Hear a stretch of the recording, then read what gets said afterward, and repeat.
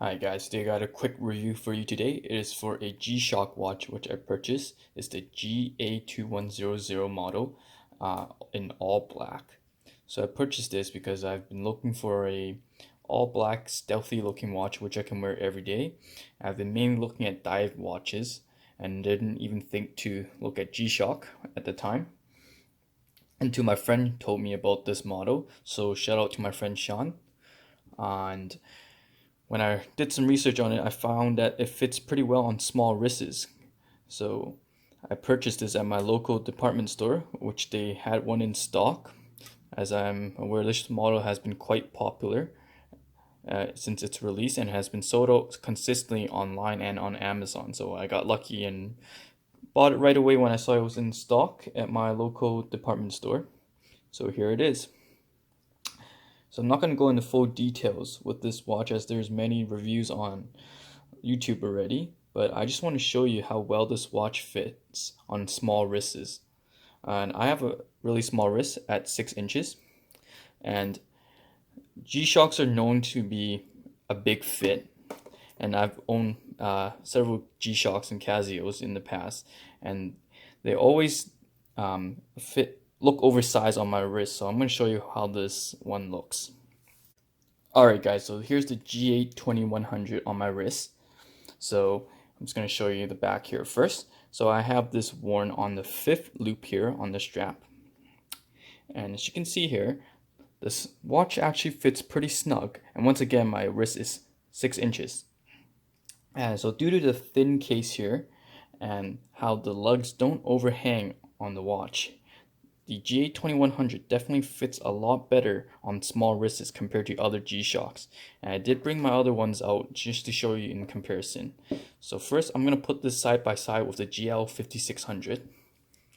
The GL5600 has been my daily sports activity watch, which I use for swimming and biking.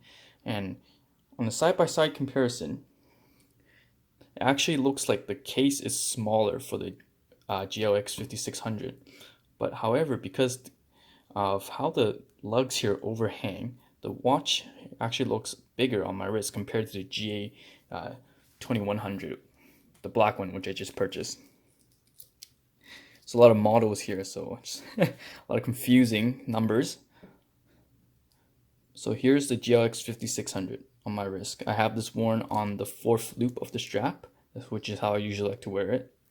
And as you can see, I can put one full finger in between the wrists, in my wrist and the watch. And because of how the case here, the lugs here overhang, it actually looks a bit bigger on my wrist compared to the GA2100, even though this watch actually is smaller for the case. Also here I have a much bigger G-SHOCK. This is the DW6900. I purchased this about 8 years ago when oversized watches were still popular. So I'm going to show you this quickly on my wrist just to show you in comparison. First side by side. Side by side actually, the case size, they almost look very similar. I think this one is just slightly bigger. However, as you can see of how much the lugs here overhang and how thick this case is, it looks a lot bigger on my wrist, on smaller wrists especially. Hence the oversized look. So I'm going to show you here quickly. So I have this also worn on the 4th loop of the strap, but I can fit 2 full fingers underneath the watch in between the strap and my wrist, as you can see here. So definitely an oversized watch. Lastly, I have Casio Edifice EF 305 just to show you in comparison side by side again. So this watch case is actually a lot smaller than the GA2100, as you can see. So this is the cheapest Edifice in production, by the way, and it features an all metal case and also a waterproof resistant of 100 meters. And to show you on my wrist here, I have this worn on the 3rd loop of the strap. However, because of how much the metal case here, the lugs here extend out, actually looks a bit big on my wrist, even though the watch itself is smaller than the GA2100 here. So here are the watches side by side.